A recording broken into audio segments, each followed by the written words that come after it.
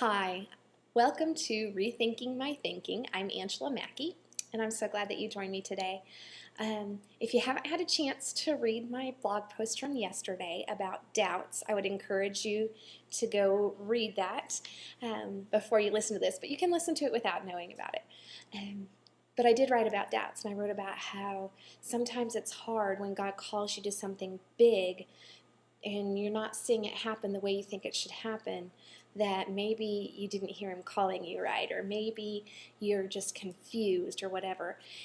And anyway, I'd written that post, and after I'd written that post, God brought me to a piece of paper.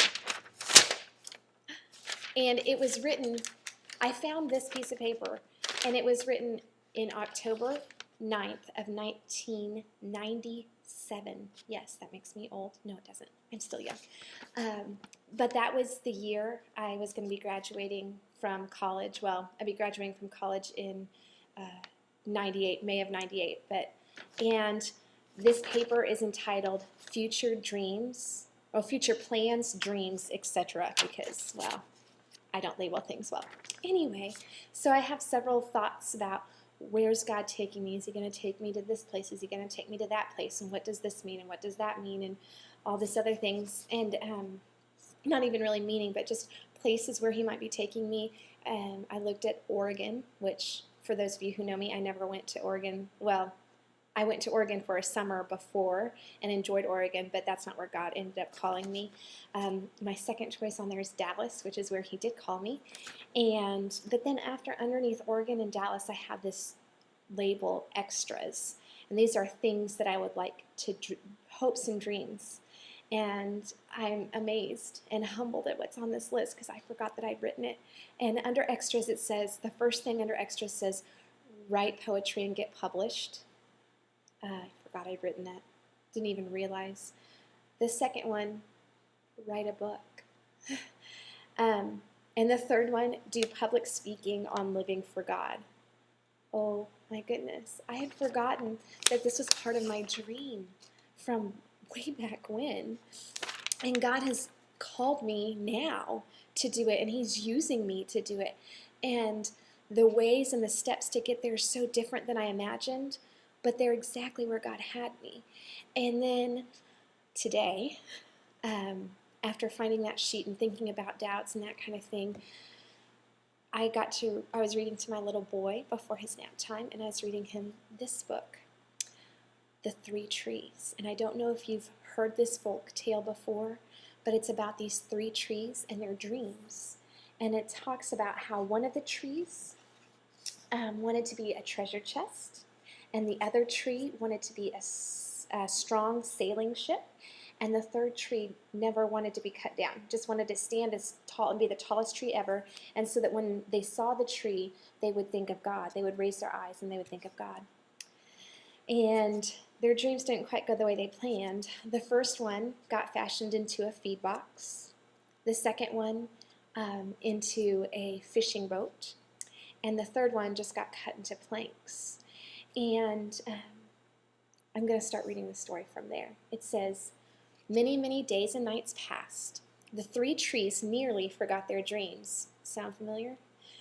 But one night, golden starlight poured over the first tree as a young woman placed her newborn baby in the feed box.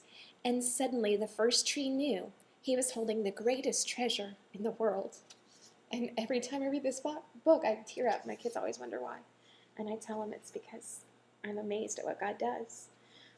One evening, a tired traveler and his friends crowded into the old fishing boat. When a storm arose, the second tree shuddered. But when the traveler stretched out his hand and said, "Peace," the storm stopped. And suddenly, the second tree knew he was carrying the King of heaven and earth. On one Friday morning, the third tree was startled when her beams were yanked from the woodpile. She shivered when she was dragged through an angry crowd. She shuddered when soldiers nailed a man's hands to her. She felt ugly and harsh and cruel. But on Sunday morning, when the sun rose and the earth trembled with joy beneath her, the third tree knew God's love had changed everything. It had made the first tree beautiful. It had made the second tree strong, and every time people thought of the third tree, they would think of God. That was better than being the tallest tree in the world. Isn't it so amazing that God's plans are so better than our own? Sorry for the tears. I just want to encourage you that no matter where you are in your journey, that God has a plan, and his plans are so much better than ours. So I hope that you have a good day, and please, if you get a chance, as I tear up, leave a comment below, or I would love for you to join me and follow me on Facebook or on Twitter. Those options are all on the right, or even look for a signing up for email stuff. And just, these are tears of joy, just so you know, but just thank God for his journey for your life, because he has a perfect, wonderful plan for you. Thank you for stopping by, and I hope you guys have a wonderful day.